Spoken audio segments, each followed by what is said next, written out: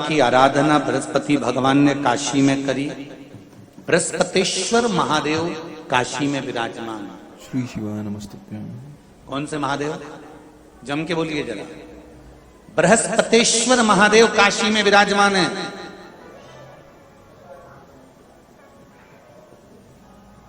जो अंगूठी में पुखराज नहीं पहन सकते, जिनकी भाग्य रेखा उल्टी चल रही हो, बृहस्पति चमक ही नहीं रहा हो, जिस काम में हाथ डालते हैं वो काम पूरा ही नहीं होता हो, तो एक बार काशी जाना, बृहस्पतिश्वर महादेव का स्पर्श करना, उनका अभिषेक पूजन करना और उनका स्पर्श कर कर एक बेलपत्र ब्राह्मण देवता से मांग कर लेकर आ जाना कि इन बृहस्पतिश्वर महादेव से मुझे एक बेलपत्र दे दो। तुम्हें पुखराज पहना कि नहीं पहना, हीरा रतन माणिक पहना कि नहीं पहना, वो बेलपत्र इतना चमत्कार कर देगी कि जिंदगी में कभी संपदा की कमी आएगी। अगर बृहस्पति नहीं चमके तो बृहस्पतिश्वर महादेव, जहां पर बैठकर बृहस्पति भगवान ने शंकर भगवान की आराधना करी है, रोज गंगा जल जाना, गंगा जल लेकर आना, शिव जी की आराधना करना, एक शिवलिंग का निर्माण करा, उसकी आराधना में बृहस्पति भगवान डूब गए, उसकी आराधना में बृहस्पति महाराज निरंतर लगे रहे और इतनी आराधना बृहस्पति महाराज ने करी, इतनी आराधना करी बृहस्पति महाराज ने कि शंकर भगवान सामने प्रकट हो गए। मांगो बृहस्पति, तुमको क्या चाहिए? कुछ नहीं, केवल आपका भजन। नाम रख दिया, तुम्हारा नाम बृहस्पति रहेगा। बृहस्पति भगवान का एक नाम बृहस्पति भी रख दिया और तुम साधारण नहीं रहोगे। तुमने मेरी आराधना करी है तो देवताओं के गुरु बनकर विराजमान होगे। अब अभी तक 2 भार इंद्र के पास में थे। बहुत ध्यान देकर समझना ये नवग्रह कथा को। 2 भार थे इंद्र के पास। इंद्र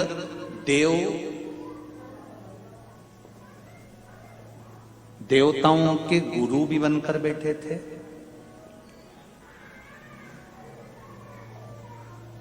देवगुरु बृहस्पति की जगह पूर्व में इंद्र ही देवगुरु का पद संभालना और देवराज का पद भी इंद्र के पास में था। कौन कौन से पद थे? जम के बोलो जरा। पहला पद देवराज इंद्र का, दूसरा पद देवगुरु, देवगुरु का पद भी इंद्र के पास में था और देवराज का पद भी इंद्र के पास में था। ये 2 पद जब होता है साधारण भाषा में आप ले लीजिए, किसी के पास में अध्यक्ष का पद भी है, किसी के पास में और कहीं का पद भी है, 2-3 पद उसके पास में विराजमान है, तो उसके पास में 2-3 पद अगर विराजमान है तो फिर उससे अगर एक पद ले लिया जाता है तो उसको अहंकार आ जाता है, उसको गुस्सा आ जाता है कि बताओ अभी तक तो मुझे पूछा जा रहा था, अब तुम तो वो पद पे भी जान दो। जैसे तुम किसी कुर्सी पर बैठे हो, कथा सुन रहे हो और इतने में कोई रिश्तेदार बाहेती जी का आ गया और तुम बढ़िया आराम से बैठे थे और बैठे बैठे इतने में बाहेती परिवार से कोई आया और उसने तुमको उठाया, प्लीज थोड़ा सा, और तुम्हें उठाकर दूसरी जगह बिठा दिया और उन्होंने अपने वाले को कुर्सी पर बिठा दिया। अब बोलो, जो उठा, जिसको उठाया था उसका भगोने जैसा मुंडा हुआ कि नहीं हुआ? अरे बोलो तो। अपन दूर कथा नहीं जाते, कथा अपन अपने ऊपर लेके चलो कि अपन कैसे समझे इस कथा को। बहुत अगर गहन तत्व की कथा सुनेंगे तो समझ में आएगी नहीं। यहाँ से सुनी, यहाँ से निकाल दी, बची कुछ थी, ऊपर से निकल गई और मालूम पड़े थोड़ी देर बाद माताएं कुर्सी पे बैठी बैठी। अब फिर तो अपन तो अपने पर लेकर चलो ना कि जैसे कोई आप कुर्सी पर बैठ गए और इतने में इनके रिश्तेदार कोई आए और आने पर उन्होंने कहा दिया तुम यहाँ से उठो, दूसरी जगह जाके बैठो। इतने में तुमको बुरा लग गया, बुरा लगा, मुंह भगोने जैसा हो गया, गुस्सा आ गया। उसी तरह इंद्र के पास में 2 सत्ता थी, एक देवराज इंद्र थे और दूसरे गुरु का पद भी इंद्र के पास में था। देवताओं के गुरु बनकर इंद्र घूम रहे थे, पर अब उल्टा हो गया। शंकर भगवान ने बृहस्पति महाराज को देवगुरु बना दिया।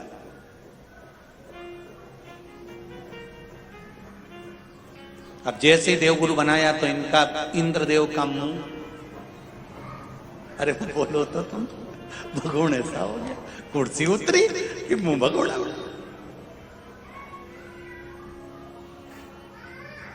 अब इनका मुंह भगोने जैसा हो गया तो गुस्सा तो गुस्सा। श्री शिवाय नमस्ते। इतने में इंद्र ने, बृहस्पति महाराज देव गुरु बन गए, इंद्र सिंहासन पर बैठे थे, अप्सराओं का नृत्य देख रहे थे। वहीं से देव गुरु बृहस्पति का आगमन हुआ। बृहस्पति महाराज जैसे ही आए तो इंद्र तो सिंहासन पर बैठकर पूरा अप्सराओं का नृत्य देख रहे थे। उनको देव गुरु बृहस्पति से मतलब ही नहीं था।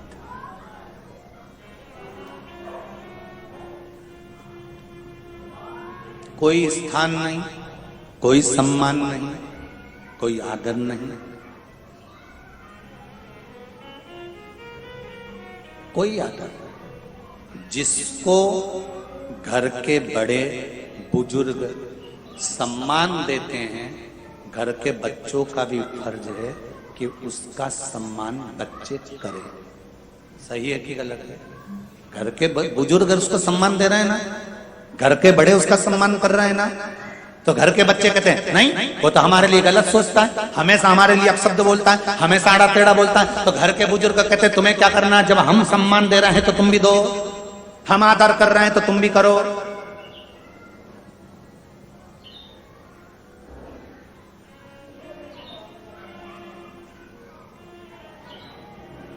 पर नहीं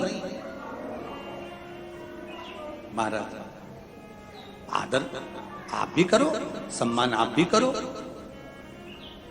पर वो आदर वो सम्मान बहुत मुश्किल। अब जब बृहस्पति महाराज का सम्मान नहीं हुआ, बृहस्पति महाराज वहां से उठकर चले गए, बोले नहीं। जो समझदार होता है वो तुरंत कह देता है कोई बात नहीं, मैं चले जाता हूं।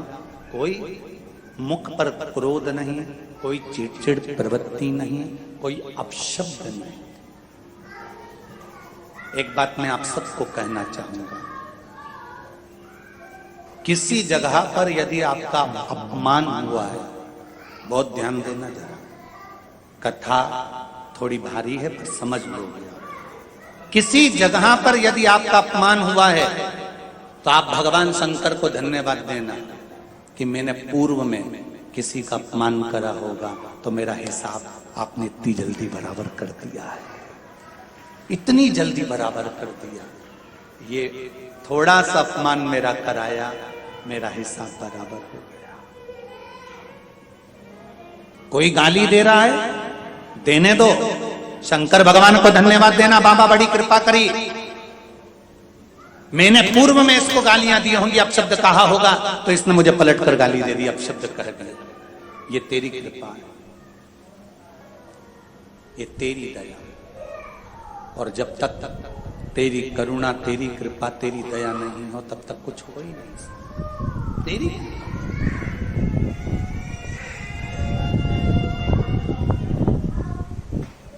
भगवान से कहो, हे देवाधिदेव महादेव, मैं ये नहीं कहता कि मुझे रोने मत देना, क्योंकि कर्म का भोग तो मुझे भोगना पड़ेगा। देवाधिदेव महादेव से कहो, हे देवाधिदेव महादेव, मैं ये नहीं कहता कि मुझे रोने मत देना, पर इतना जरूर कहता हूं तेरे सिवा किसी दूसरे के आगे झुकने मत देना, बस इतनी कृपा कर।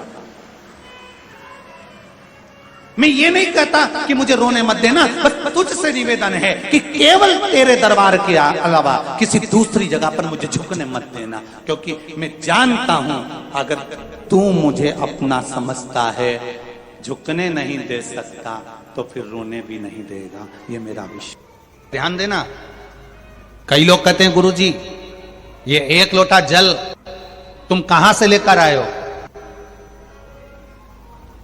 ये एक लोटे जल की महत्वता कहां से लेकर आए हो। जो दुनिया के लोग शिव महापुराण पर उंगली उठाएं, शंकर जी के पूजन पाठ पर उंगली उठाएं, उनको यह कथा जरूर सुना देना कि एक लोटा जल कहां से आया, उस एक लोटे जल का महत्व कहां से आया।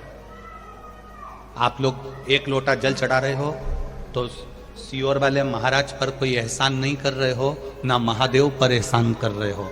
एक लोटा जल अगर आप शिव जी के मंदिर में चढ़ा रहे हो तो तुम एहसान नहीं कर रहे हो, तुम अपने 7 पीढ़ी का नहीं।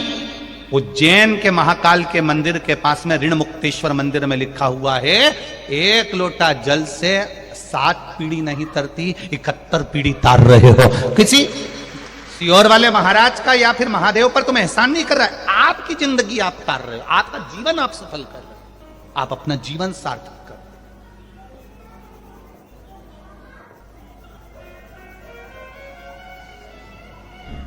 इस कहां से आया एक लोटा जल? दधीचि ऋषि की धर्म पत्नी का श्राप सबको लग गया, देवताओं को, सारे देवताओं को श्राप लग गया। देवताओं के घर में संतान नहीं हो रही क्योंकि इनको श्राप था कि तुम्हारे यहां संतान नहीं होगी।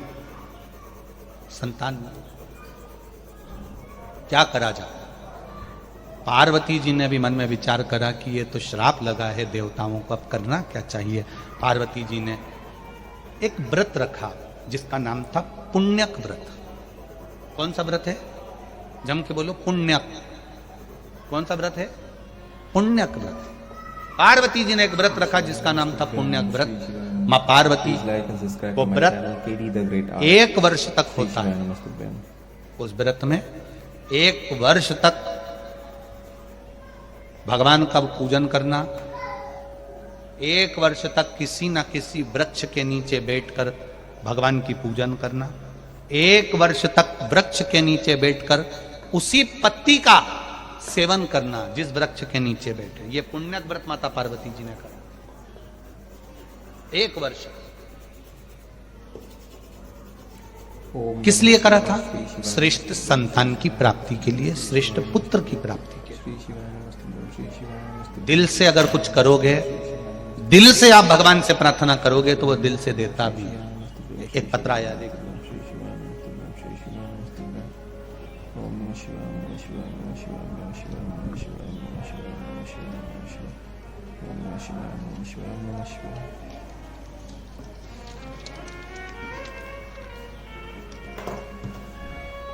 श्रीमती राजकुमारी ठाकुर, पति श्री रमेश सिंह ठाकुर, ग्राम पलारी, जिला बालोदा बाजार, भाटापारा। कहीं बैठी हो तो हाथ हिलाइएगा। आप ही हैं?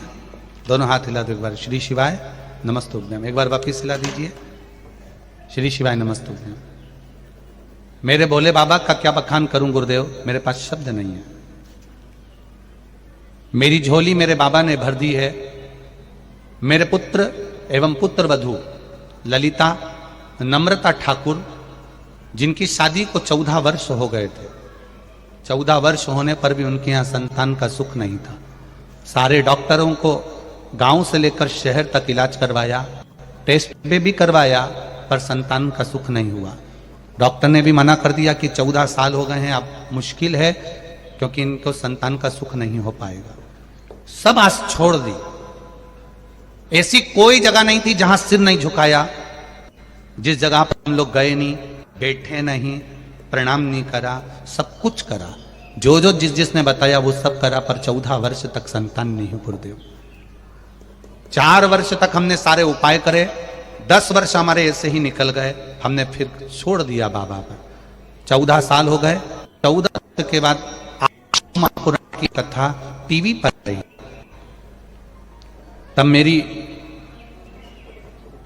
बहन ने मुझे किया शिवपुराण कथा का। मैंने पुत्र वधू से कहा कि कथा सुनो, और पुत्र वधू से कहकर 8/10/2022 के पहले हमने बाबा देव आदित्य महादेव का वही अनुष्ठान करना प्रारंभ कर दिया। सफेद आंकड़े की जड़ शिव मंदिर में जाकर शंकर भगवान के ऊपर से 21 बार घुमाकर तुमरुका जी का नाम लेकर कमर में बांधी, और जैसा आप कहते हो जल का और बेलपत्र का महत्व वैसा कि वैसे ही करा। बाबा की कृपा से 8/10/2022 को मेरे बाबा ने मेरी बहू के गर्भ से 2 बच्चों को जन्म दे दिया। ये शिव की कृपा है, दोनों बच्चों का। और देखिए गुरुदेव, जहां पर डॉक्टर बोल रहे थे एक संतान नहीं होगी, मेरी बहू के गर्भ से एक पुत्र भी हुआ और एक पुत्री भी हुई है। दोनों के फोटो लगा रही हूं, उनके फोटो भी मैं लगा रही हूं, आप फोटो भी देख सकते हैं। एक पुत्र और एक पुत्री का फोटो। ये शिव है, ये शंकर है, ये औघड़ है। मैं एक पुत्र और एक पुत्री का फोटो भी लगा रही हूं। जो 14 वर्ष के